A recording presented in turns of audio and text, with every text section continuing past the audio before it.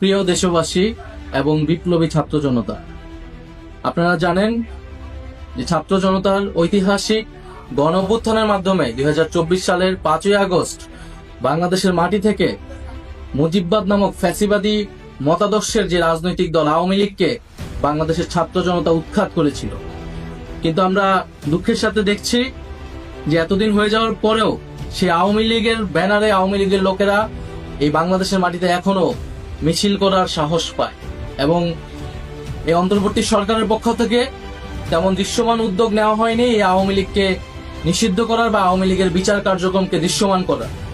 আমরা 5ই আগস্টের পর থেকে ছাত্র জনতা বলে আসছি যে আওয়ামী লীগ কোনোভাবেই বাংলাদেশের মাটিতে রাজনীতি করার নৈতিক কোনো অধিকার রাখে না এবং তার আইনি বন্দোবস্তও করতে হবে। আওয়ামী লীগ গত 1.5 দশক ধরে বাংলাদেশে একটি ফ্যাসিজম কায়েম করেছে। বাংলাদেশে কয়েকটি গণহত্যার সাথে আওয়ামী লীগ জড়িত। আমরা জানি পিলখানা হত্যাকাণ্ড থেকে শুরু করে হেফাজতের শাপলা হত্যাকাণ্ড, মোদী বিরোধী আন্দোলনের হত্যাকাণ্ড এবং সর্বশেষ জুলাই আন্দোলনের হত্যাকাণ্ড। এছাড়া বিরোধী রাজনীতিক লোকেরা গুম খুনের ক্রসফায়ারের শিকার হয়েছে। এই সব কিছুর বিচারের জন্যই কিন্তু এই গণ অভ্যুত্থান হয়েছিল এবং আওয়ামী লীগকে আমরা দলগতভাবে বিচারের দাবি জানিয়েছিলাম, সেটিও আমাদের সামনে দৃশ্যমান হয়নি।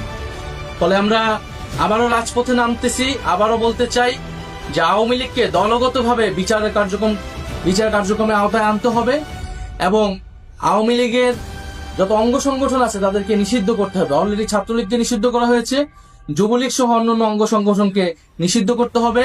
বিচার চলাকালীন তার নিবন্ধন বাতিল করতে হবে এবং রাজনৈতিক সাংগঠনিক কার্যক্রম নিষিদ্ধ করে আইন বাস্তবায়ন করতে হবে। সেই উদ্দেশ্যে আগামীকাল 2রা মে বাদ জুমা জাতীয় নাগরিক পার্টি ঢাকা মহানগরীর উদ্যোগে বায়তুল মোকাররমের দক্ষিণ গেটে একটি বিক্ষোভ সমাবেশের আয়োজন করা হচ্ছে। আপনারা দলে দলে সেই বিক্ষোভ সমাবেশে যোগদান করুন এবং গণ অভ্যুত্থানের যে আমাদের প্রতিশ্রুতি ছিল যে একটি ফ্যাসিস্ট মুক্ত বাংলাদেশ তৈরি করা, ফ্যাসিজমকে আর কখনোই বাংলার মাটিতে জায়গা করতে না দেওয়া এবং আওয়ামী লীগের যে গণহত্যা যে অপরাধ তারা করেছে সেই সকল কিছুর বিচার নিশ্চিত করা, এই সবকিছু আমাদের জুলাই আন্দোলনের প্রতিশ্রুতি এবং আমাদের শহীদদের প্রতি আমাদের প্রতিশ্রুতি। সেই প্রতিশ্রুতি রক্ষার্থে আগামীকাল দেখা হবে বিক্ষোভ সমাবেশে।